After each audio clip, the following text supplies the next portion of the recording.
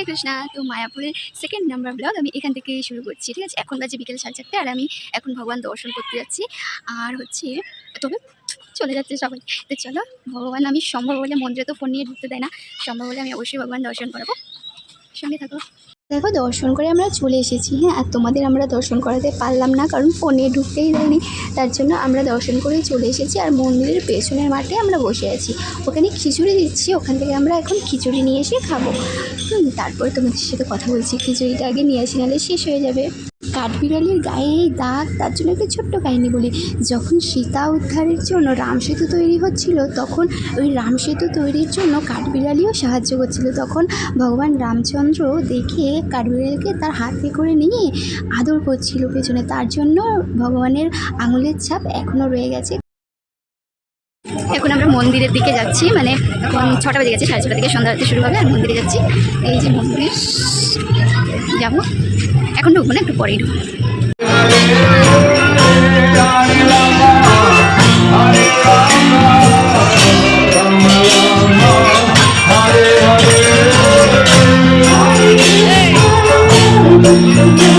এক্ষুনি যে কীর্তনটা দেখলে না, ওখানে হচ্ছে বিদেশিরা প্রত্যেক দিন কীর্তন করে। আমি যখনই আসি তখনই একটু দাঁড়িয়ে ওখানে দেখি।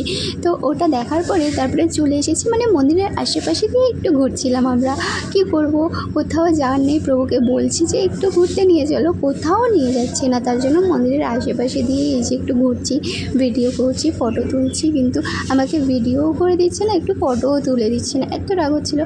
আর ওখান থেকে আসার সময় না, এই যে একটা গজা দিচ্ছে, গজা না কি বলে, সিঙ্গাড়া, মিষ্টি সিঙ্গাড়া দিচ্ছিলো, এত সুন্দর খেতে লাগছিলো। তো আমি তো আরেকটা চেয়ে খেয়ে নিই। এখন যাচ্ছি হচ্ছে রাতের খাবার কিনতে, ঘুগনি, মুড়ি, চপ। এখন যাচ্ছি ওই দোকানে। কি করব কিচ্ছু বুঝতে পারছি না, ভীষণ গরম লাগছে আজকে, অন্ধকারে ভিডিও করছি, কি অবস্থা। চলো দোকানে গিয়ে দেখাচ্ছি কি কি কিনছি। আমরা চলে এসেছি রাতের খাবার কেনার জন্য দোকানে। তো চলো, এখান থেকে আমরা 40 টাকার ঘুগনি কিনবো, 1 প্যাকেট মুড়ি কিনবো, আর 3টে পকোড়া কিনবো। এসেছিলাম চপ কিনতে, কিন্তু চপ পাইনি, তার জন্য পকোড়া নিয়েছি। আর পকোড়াটা এত টেস্টি ছিল, এত টেস্টি ছিল কি বলবো। আর ওই পাশে দাঁড়িয়ে থেকে থেকে আমাকে কেউ পাত্তাই দিচ্ছে না, তার জন্য আমি এই পাশে চলে এলাম।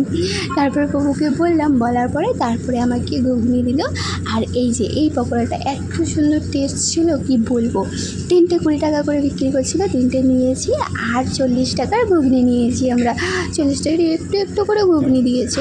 আর মুড়ির প্যাকেট যেটা 10 টাকা করে বিক্রি করে, সেটা এখানে 20 টাকা করে বিক্রি করছে। তো রুমে গিয়ে আমরা এখন প্রসাদ পাবো। এই ব্লগটা আমরা এখানেই শেষ করে দিচ্ছি, নিয়ে আসবো একটা পরবর্তী ব্লগ। হরে কৃষ্ণা, টাটা।